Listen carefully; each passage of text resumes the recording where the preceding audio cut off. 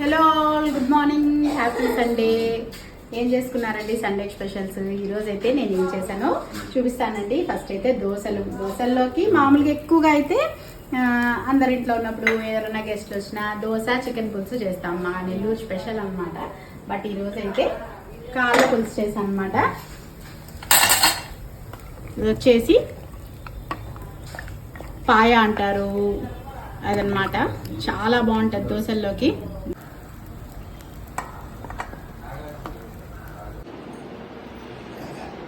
తిని టేస్ట్ ఎట్టుందో చెప్పు.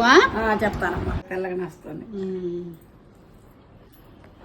బాగుందా? సూపర్ గా కాలిపోతుంది. చిన్నగా ఆవులు వస్తుంది. చిన్నగా తిను, అడవడం మంచిది అనేసి తింటున్నాను. పెద్దవాళ్ళకి కాళ్ళ నొప్పులు ఉండే వాళ్ళకి మంచిది.